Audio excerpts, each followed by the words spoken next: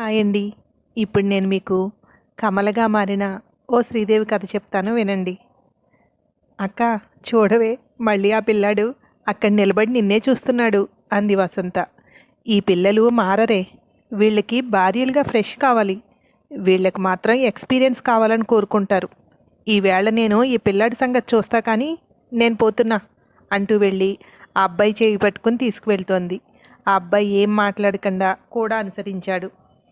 ఒక పెద్ద ఇంటి దగ్గర తీసుకువెళ్ళి అరుగు మీద కూర్చోబెట్టింది. తన పక్కన కూర్చుంటూ, నేను రోజూ చెప్తున్నాగా వెళ్ళిపోమ్మని. నీలాంటి పిల్లలు ఇక్కడికి రాకూడదు. నేను నచ్చానా అంది నవ్వుతూ. అవును, నేను నిన్ను పెళ్లి చేసుకోవాలి అనుకుంటున్నాను అన్నాడు ఆ అబ్బాయి. కమలకి నవ్వు ఆగడం లేదు. తెరలు తెరలుగా వస్తోంది, నవ్వుతూనే ఉంది. నువ్వు నవ్వుతుంటే ఇంకా బాగున్నావు అన్నాడు. ఒక్కసారిగా కమల నవ్వు ఏడుపుగా మారింది. ముఖాన్ని చేతుల్లో దాచుకొని వెక్కి వెక్కి ఏడుస్తోంది.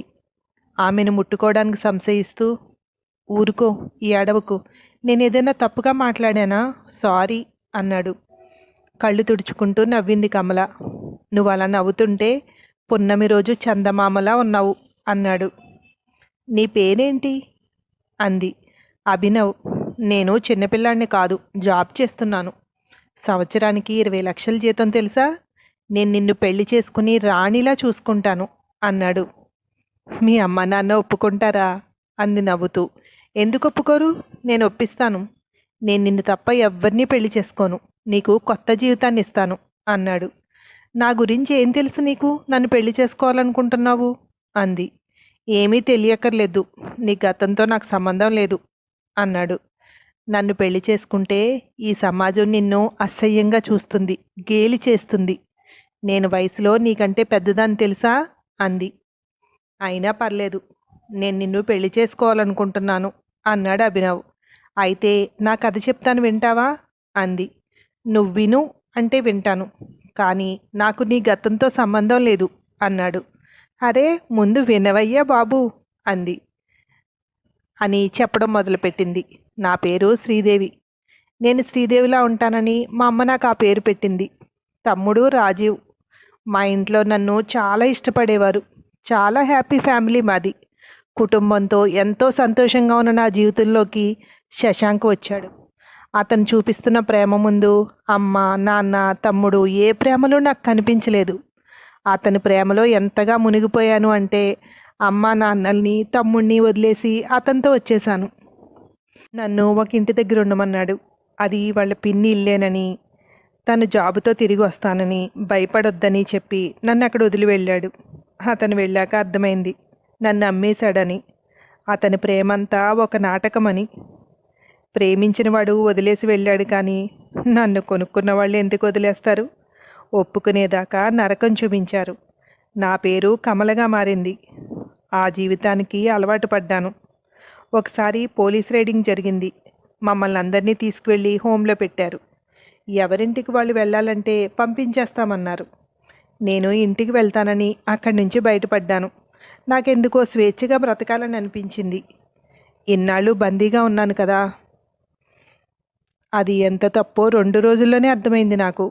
ఆ ఇంటి నుండి బయటపడ్డ నేను ఆ వృత్తినే కొనసాగించాలి. మామూలుగా బ్రతుకుదామన్నా బ్రతకనివ్వదు ఈ సమాజం అని నాకు అర్థమైంది. ఇలాంటి జీవితం వద్దు అని, చచ్చిపోదామని ఊరు బయట కొండ మీదకి వెళ్ళాను, దూకి చద్దామని. అక్కడ ఒక ఆవిడ తన పాపను తీసుకుని కూర్చొని ఏడుస్తోంది. ఏమైంది అని అడిగితే తన భర్త తనను వదిలేసిపోయాడు. చిన్న పాపను పెంచలేక తను చనిపోదాం అనుకుంటోంది, పాపతో సహా. ఆ పాపను చూసి చాలా జాలేసింది. ఇంత చిన్న వయసులోనే చనిపోతుందని ఒక నిర్ణయానికి వచ్చి వాళ్ళిద్దరినీ తీసుకుని వచ్చేశాను. వాళ్ళ ఇంట్లో ఆమెను వదిలి, మీ పాపను పెంచు, మీ ఇద్దరికీ డబ్బులు నేను పంపిస్తాను అని చెప్పాను. అప్పటి నుండి వాళ్ళిద్దరి బాధ్యత నాదే. నేనెవరో ఆ పాపకు తెలీదు. ఇప్పుడు తను ఇంజనీరింగ్ చదువుతోంది. వాళ్ళ అమ్మ నన్ను అక్క అని పిలుస్తుంది.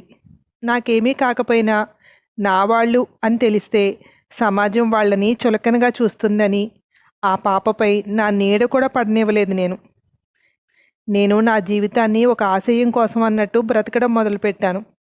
ఇంకొక సంవత్సరం ఆ అమ్మాయికి జాబ్ వస్తుంది. తన కాళ్ళ మీద తను నిలబడగలుగుతుంది.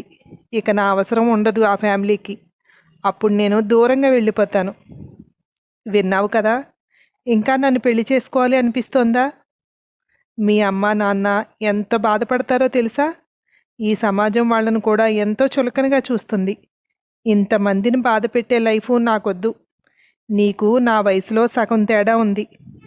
పిచ్చి పిచ్చి ఆలోచనలు మానేసి ఒక మంచి అమ్మాయిని చూసి పెళ్లి చేసుకో. ఆ అమ్మాయికి ఏ కష్టం రాకుండా చూసుకో.